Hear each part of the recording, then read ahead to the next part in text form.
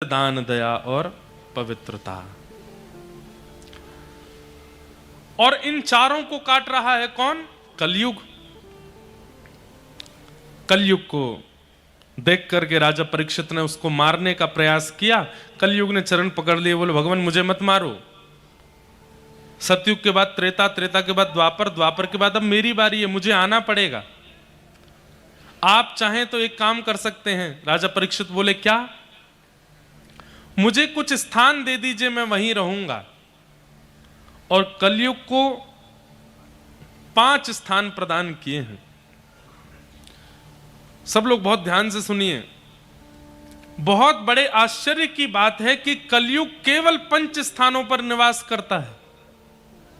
6वां स्थान नहीं है कलयुग के पास।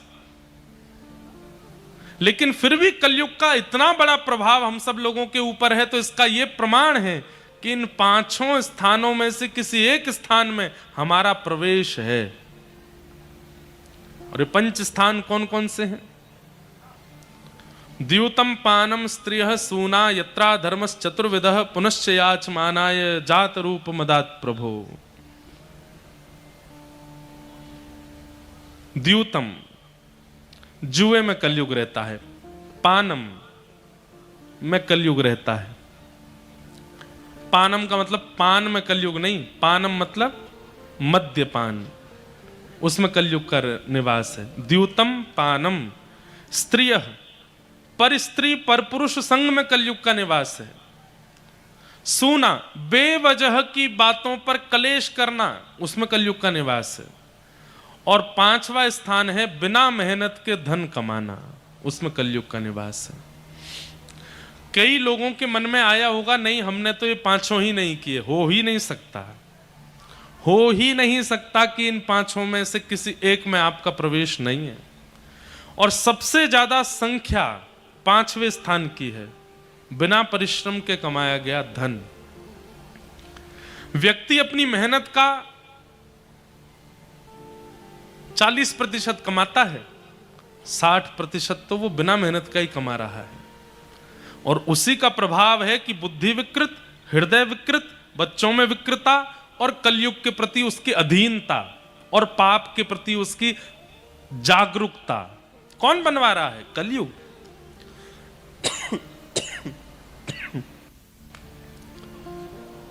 प्रयास कीजिए, जितना आप परिश्रम करते हैं उतना ही धन कमाइए। उससे अधिक में अगर धन मिलता है तो छोड़ना नहीं है, ले लीजिए, लेकिन उसको जाकर के कहीं सेवा में कर दो, उसको जाके कहीं सेवा में प्रयोग कर दो। लोग सुनकर के तो जाते हैं पर मानते नहीं इस बात को। अगर व्यक्ति अपना दशांश, हम अपने प्रचार के लिए बात नहीं करें, एक बहुत बड़ी बात बता रहे हैं। हम और हमारे पूज्य पिताजी महाराज कथा करते हैं, हमें भी दक्षिणा प्राप्त होती है, पर हमारी ना तो कभी आप टीवी स्क्रीन पर, ना कभी पंडाल में कहीं नहीं देखोगे कि आप महाराज जी की इस प्रकल्प में दान दीजिए, इतना दीजिए, ऐसे दीजिए, कहीं नहीं मिलेगा कुछ भी। नंबर भी जो चलते हैं उन पर भी कभी कोई दान की कोई इंक्वायरी नहीं होती। और जो दक्षिणा प्राप्त होती है कथा की, उससे एक गौशाला वृंदावन में चलती है जिसका नाम भी लोगों को नहीं पता है, और वहां 100-150 गैयाओं का सेवा होती है। उसके लिए भी जो हमको दक्षिणा और पिताजी को मिलती है उसी से ही वो गौशाला चलाते हैं, 100-125 गायों का। बहुत बड़े बड़े प्रकल्प करने वाले लोग दुनिया में, हमारा बहुत बड़ा प्रकल्प नहीं है छोटा सा ही प्रकल्प, लेकिन नीति का धन कमा रहे हैं। इस बात का पिताजी को और हमको एक गौरव रहता है चित्त में। कई कथाएं तो ऐसी हैं, साल भर में एक कथा तो ऐसी आ ही जाती है जिसका सारा पेमेंट भी हम ही करके आए हैं। और एक जगह तो मध्य प्रदेश की, उसका नाम नहीं बोलूंगा मैं। 5वें-6वें दिन महाराज जो हमारे यजमान जी थे वो बोले, महाराज जी आप यहां से सही सलामत कथा करके जा रहे हो, यही बहुत बड़ी बात है, दक्षिणा मत मांग लेना हमसे। हमने कहा जय हो भैया। ये पुरानी बात है, अब तो ऐसा नहीं है, लेकिन अद्भुत अद्भुत लोग हैं। एक जगह कथा हुई, वहां 7वें दिन की कथा में हम मंच पर पहुंच गए, यजमान जी आए नहीं। तो पूछे भाई पूजन कौन करेगा? तो किसी श्रोता कोई बोला कि पूजन करवाए। वो यजमान कहाँ है, यजमान कहाँ है?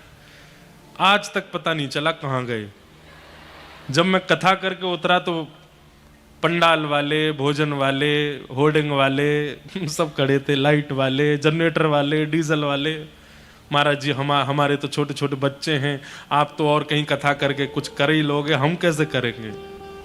मैं लाओ भैया अपने बिल दो सारे, फिर आज तक चुका रहे हैं उनका। कई कथाएं ऐसी भी हुई। व्यक्ति अगर अपने धन में शुद्धता रखे तो मुझे ऐसा लगता है कि कलयुग के प्रभाव से कुछ हद तक वो बच सकता है। धन की विकृति ऐसी विकृति है आपको पता नहीं चलेगी। वो आपके बच्चों के विचार दूषित कर देगी। आपके विचार दूषित नहीं हुए तो आपके होने वाली संतान और आने वाली पीढ़ी के विचार दूषित, वो सर्वनाश करेंगे पूरे कुल का। इसलिए धन का शुद्ध होना और धन की शुद्धता, देखो 3 बातें सुनिएगा। तन पवित्र सेवा किए, तन की पवित्रता सेवा से होती है। जितनी सेवा करोगे उतना तन पवित्र है। तन पवित्र सेवा किए, धन पवित्र कर दान, दान से धन पवित्र होता है। पर दान भी कहां करना चाहिए? कुपात्र दानाच भवेद दरिद्रम दरिद्र भावेन करोति पापम पाप प्रभावा नरकम प्रयाते पुनर्दरिद्री पुनरेव पापी। अगर एक व्यक्ति को गलत जगह व्यक्ति को दान दे दिया तो उसका प्रभाव क्या होता है? सुनिए। कुपात्र दानाच भवेद दरिद्रम, कुपात्र को दान देते ही आप दरिद्र हो जाओगे। दरिद्र भावेन करोति पापम, फिर आप पाप करोगे। पाप प्रभावा नरकम प्रयाते, पाप के प्रभाव से आपको नरक जाना पड़ेगा। और फिर जब पुनर्जन्म होगा आपका तो पुनर्दरिद्री, फिर से दरिद्र खानदान में जन्म लोगे और पुनरेव पापी। इसलिए दान बहुत सोच समझ के करना चाहिए। लेकिन वही दान यदि सत्पात्र को दे दिया जाए तो शास्त्र क्या कहते हैं? बोले सत्पात्र दानाच भवेद धनाढ्यम, धनाढ्य भावेन करोति पुण्यम, पुण्य प्रभावा त्रिदिवम प्रयाते पुनर्धनाढ्यम पुनरेव दानी। एक अगर श्रेष्ठ को दान दे दिया तो क्या होगा? भवेद धनाढ्यम, धनाढ्य हो जाओगे। अच्छा, धनाढ्य का मतलब क्या होता है पता है? एक होता है धनवान और एक होता है धनाढ्य। आप कहोगे ये तो पर्यायवाची है, नहीं। धनवान का मतलब होता है जिसके पास धन है, बहुत धन है। और धनाढ्य का मतलब होता है जो बिना ब्याज के दूसरों को भी धनवान बना दे, उसको धनाढ्य कहते हैं, उसको धनाढ्य कहते हैं। तो एक सत्पात्र को दान देने से क्या होता है? धनाढ्य बन जाओगे। और धनाढ्य भावेन करोति पुण्यम, पुण्य करोगे। पुण्य प्रभावा त्रिदिवम, त्रिदिवम यानी कि स्वर्गम प्रयाते पुनर्धनाढ्यम पुनरेव दानी। दान बहुत सोच समझ के करना चाहिए। आपने 1 रुपए का भी दान किया और वो दान लेकर के अगर व्यक्ति कुछ गलत करने गया तो उसका पाप आपको भी लगेगा। इसलिए दान भी बहुत सोच समझ के। तो धन का दान करने से ही धन पवित्र होता है, पर दान कहां करना चाहिए ये विवेक आपको होना चाहिए। कैसे करना चाहिए, विवेक आपको होना चाहिए। ये 5 स्थान हैं कलयुग के: द्यूतम जुआ, पानम मद्यपान और भक्ष सेवन। उसमें मांस भी आता है, उसमें और भी तामसी पदार्थ भी आते हैं। द्यूतम पानम, पर स्त्री पर पुरुष संग, बेवजह की बात पर हिंसा। और बेवजह की बात मतलब वजह की बात पर भी हिंसा तो नहीं होनी चाहिए, उसका कोई और रूप निकालना चाहिए। और 5वां स्थान है बिना मेहनत के कमाया गया धन। इन 5 में कलयुग निवास करता है। राजा परीक्षित 5 स्थान देने के बाद लौट करके गए अपने तहखाने में जाकर के। सुंदर जरासंध का मुकुट था, केवल देखने के लिए कि ये मुकुट मुझ पर कैसा लगेगा। जैसे ही मस्तक पर धारण किया, जरासंध ने उस मुकुट को अनीति से कमाया था। अनीति से कमाए गए धन को जैसे मस्तिष्क पर धारण किया, राजा परीक्षित की मति भ्रमित हो गई।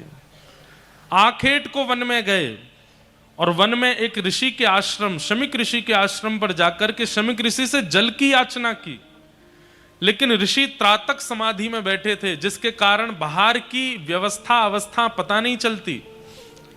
यहां एक छत्र सम्राट ने जब जल मांगा तो त्रातक समाधि में होने के कारण उन्होंने अनसुना कर दिया।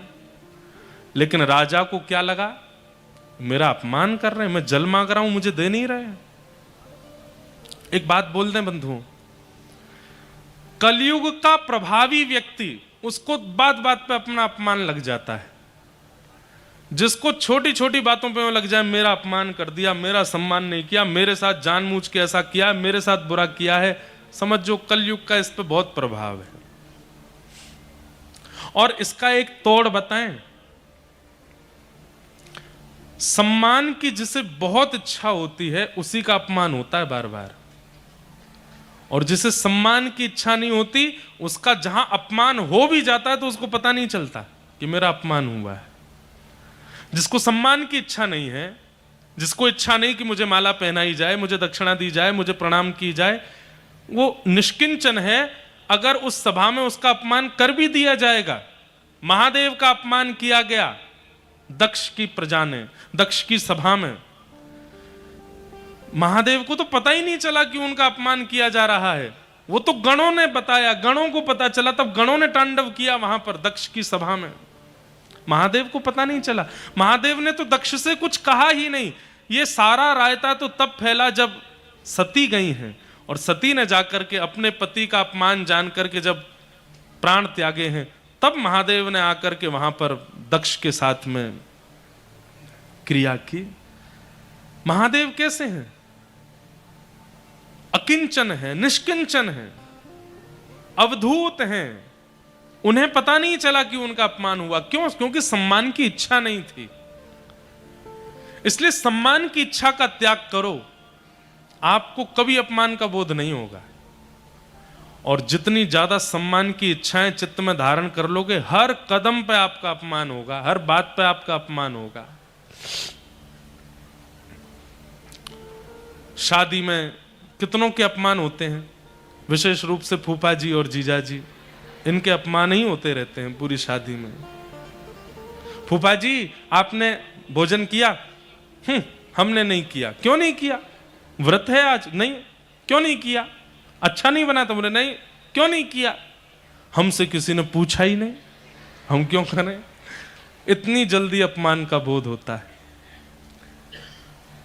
वैष्णव को चाहिए, भक्त को चाहिए, सम्मान की इच्छा का त्याग करे,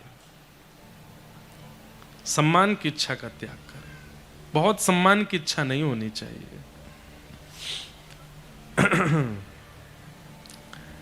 राजा परीक्षित को सम्मान की इच्छा प्रकट हुई। यह भी कलयुग का प्रभाव है कि सम्मान की बहुत इच्छा हो गई है। जब मांगा जल, लेकिन समाधि में बैठे हुए संत ने कोई प्रत्युत्तर नहीं दिया तो अपमान लगा। बताओ, एक छत्र सम्राट जल मांग रहा और ये पानी नहीं दे रहे हैं, समाधि का आडंबर कर रहे हैं। मरा हुआ सर्प उठा के गले में डाल दिया। ये दृश्य शमीक ऋषि के पुत्र श्रृंगी ने देख लिया और उन्होंने कहा, मेरे पिता समाधि में बैठे हैं और समाधि का व्यक्ति कोई प्रत्युत्तर देता है, और राजा ने मेरे पिता का प्रत्युत्तर ना देने पर उनका अपमान कर दिया। मैं श्राप देता हूं, आज के ठीक 7वें दिन तक्षक सर्प डस देगा और राजा परीक्षित की मृत्यु हो जाएगी। श्राप दे दिया। राजा परीक्षित लौट करके आए, जैसे ही मुकुट उतारा उनको याद आया, मैंने तो बहुत बड़ा अपराध कर दिया, शमीक ऋषि के गले में मरा हुआ सर्प डाल दिया। यहां शमीक ऋषि की आंख जब खुली तो गले में मरा हुआ सर्प देख के उन्होंने उठा के नीचे धर दिया, उनको तो कोई पता नहीं चला। तब पुत्र ने आके बताया, पिताजी आपके द्वारा आपके ऊपर किए गए इस दुष्कृत्य के प्रभाव से मैंने राजा परीक्षित को 7 दिन में मरने का श्राप दिया है। शमीक ऋषि को यह बात अच्छी नहीं लगी, अपने पुत्र को डांटा, क्यों किया तुमने ऐसा? पिताजी आपके गले में मरा हुआ सर्प एक छत्र सम्राट डालेगा, सम्राट जब ऐसे काम करेंगे उनको दंड नहीं मिलना चाहिए। बेटा तूने दंड नहीं दिया है। दंड का मतलब क्या होता है? कि गलती सुधारने का अवसर मिलेगा। तुमने तो मृत्यु दंड दिया है। अरे रोगी अगर द्वार पर आए तो वैद्य को औषधि देनी चाहिए, ना कि विष। रोगी भी चला जाए, रोग भी चला जाए। हम संत हैं, हम महात्मा हैं, हम ब्राह्मण हैं, हमारे द्वार पर आए हुए व्यक्ति रोगी हैं, उनके उनकी रोग की चिकित्सा करनी है, ना कि उन्हीं को ही नष्ट करना है। कितनी अच्छी बात है। दोष बंधुओं सबके अंदर होता है, पर हम लोग ये विचार तो कर लेते हैं कि अरे राम राम इसके अंदर कितना दोष है। ये विचार क्यों नहीं करते कि दोष क्यों है। अगर इसका विचार कर लिया जाए कि दोष क्यों है, तो कोई व्यक्ति दोषी नहीं रहेगा। कोई व्यक्ति जानबूझ करके दोषी नहीं बनता।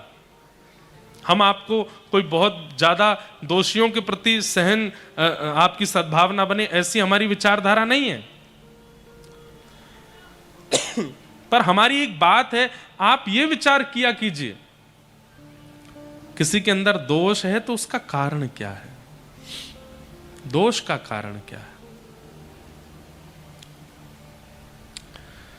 राजा परीक्षित को 7 दिन में मरने का श्राप लगा। ये खबर जैसे ही राजा परीक्षित को मिली, अपने पुत्र जन्मेजय को राज्य गद्दी पर बिठा दिया, स्वयं वन में चले गए और वन में जाकर के संत ऋषियों के चरणों में प्रणाम करते हुए बोले, मेरे जीवन के केवल 7 दिन बचे हैं नाथ, कृपा करके मुझे बताइए कि इन 7 दिनों को मैं कैसे श्रेष्ठ बनाऊं।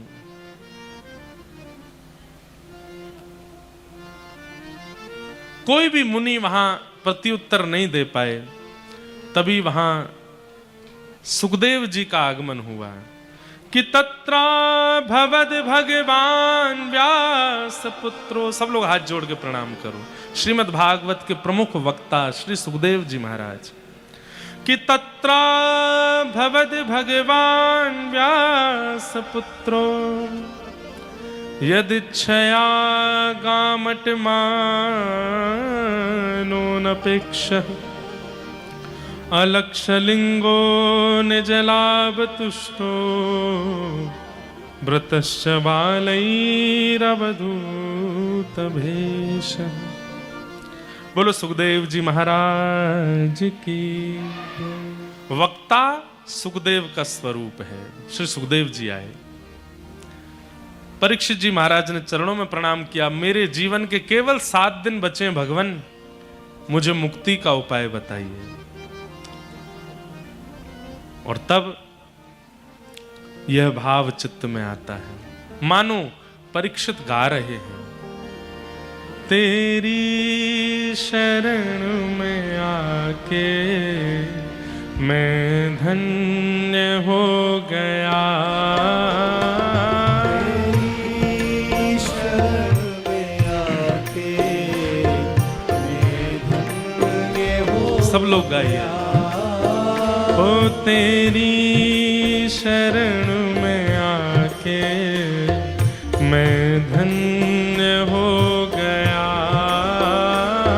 तेरी शरण में आके मैं धन्य हो गया। हे जन्मों की प्यास थी जो, जन्मों की प्यास थी जो, जन्मों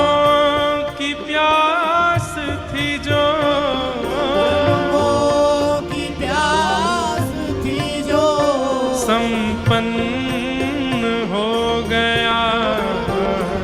तेरी शरण में आके मैं धन्य हो गया। तेरी शरण में आके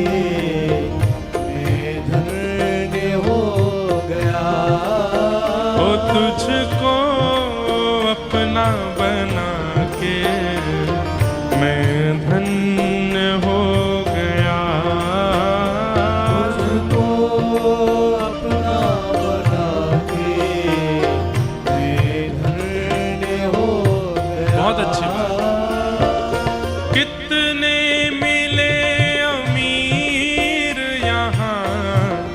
कितने गरीब हो, कितने मिले अमीर यहाँ, कितने गरीब। हाँ, कितने मिले अमीर यहाँ, कितने गरीब हो, कितने मिले अमीर यहाँ, कितने गरीब। ओ पर आप मिल गए तो, पर आप मिल गए तो, पर आप मिल गए तो, पर आप मिल गए तो, मैं धनवान हो गया। आप मिल गए तो धनवान हो गया। ओ पर आप मिल गए तो धनवान हो गया। आप मिल गए तो धनवान हो गया। ओ जन्मों की प्यास थी जो, जन्मों की प्यास थी जो, जन्मों की प्यास थी जो, जन्मों की प्यास थी जो, संपन्न हो गया तेरी शरण में आके, मैं धन्य हो गया। तेरी शरण में आके मैं श्री राधा रमण लाल की।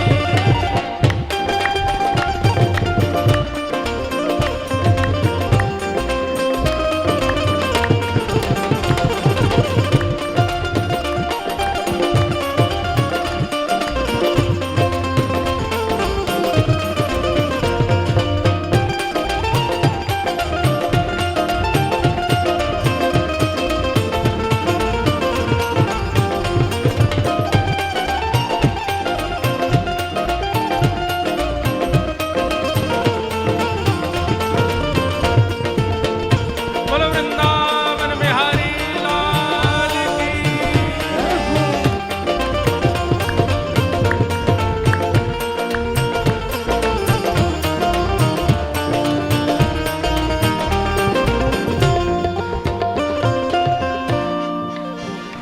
हे करना कभी ना दूर प्रभु, चरणों से आप हो।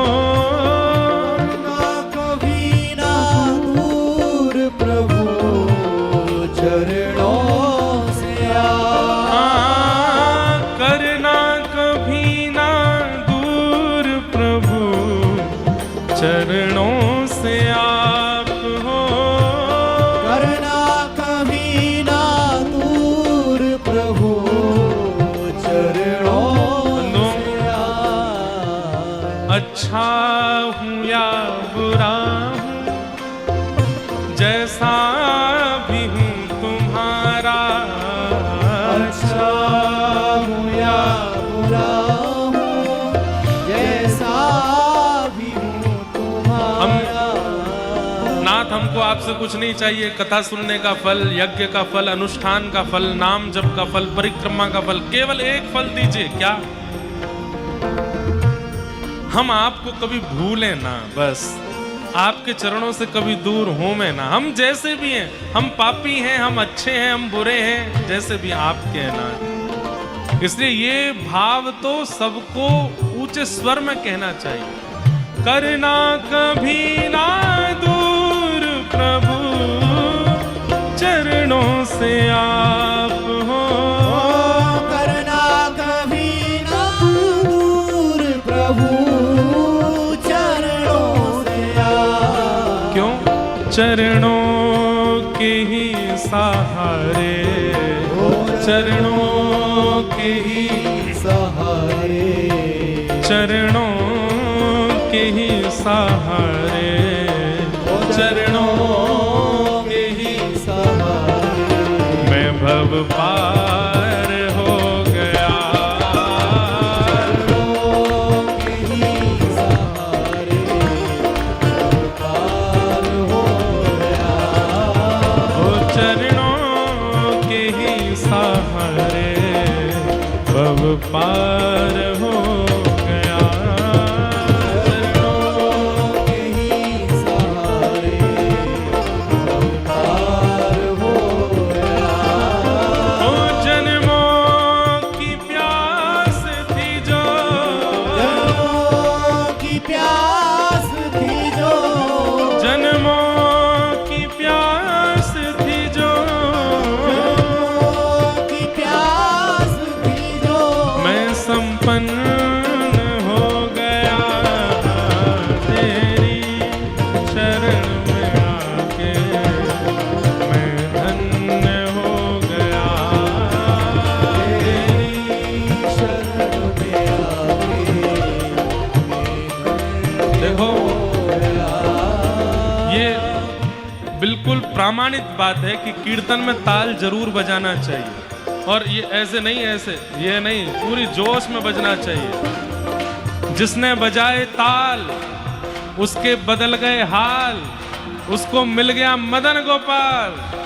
राधे राधे हे राधे राधे गोविंद गोविंद राधे राधे गोविंद गोविंद श्री राधे राधे गोविंद गोविंद राधे राधे राधे गोविंद गोविंद राधे हरि गोविंद राधे गोपाल राधे हरि गोविंद राधे गोपाल राधे हरि गोविंद राधे गोपाल राधे हरि गोविंद राधे गोपाल हे राधे भजो राधे राधे गोविंद गोविंद राधे राधे गोविंद गोविंद हे भजो राधे राधे गोविंद गोविंद राधे राधे राधे गोविंद गोविंद हे गोविंद राधे गोपाल राधे गोविंद राधे गोपाल हरि गोविंद राधे गोपाल राधे गोविंद राधे गोपाल राधे हरि गोविंद राधे गोपाल राधे गोविंद राधे गोपाल राधे हरि गोविंद राधे गोपाल राधे गोविंद राधे गोपाल हे भजो हाँ भजो भजो राधे राधे गोविंद गोविंद राधे राधे गोविंद गोविंद राधे भजो राधे राधे गोविंद गोविंद राधे राधे गोविंद गोविंद राधे हे भजो राधे राधे गोविंद गोविंद राधे राधे गोविंद गोविंद राधे हम 3 दिन से एक बात शैलेंद्र जी को कह रहे थे, आप सबको कह रहे थे कि आप भाग्यशाली हैं कि आपको ऐसे विधायक मिले हैं जो साल में 2 बार कथा करा ले रहे हैं। लेकिन आज हम शैलेंद्र जी को कहेंगे कि आप भी बड़े भाग्यशाली हैं जो ऐसे भक्त विधानसभा के आप विधायक हैं। आप अगर हमारी जगह से देखेंगे इस सैलाब को और इनके उत्साह को तो रोंगटे खड़े हो जाएंगे जैसे हमारे होते हैं। भुजा उठा के राधे राधे गोविंद गोविंद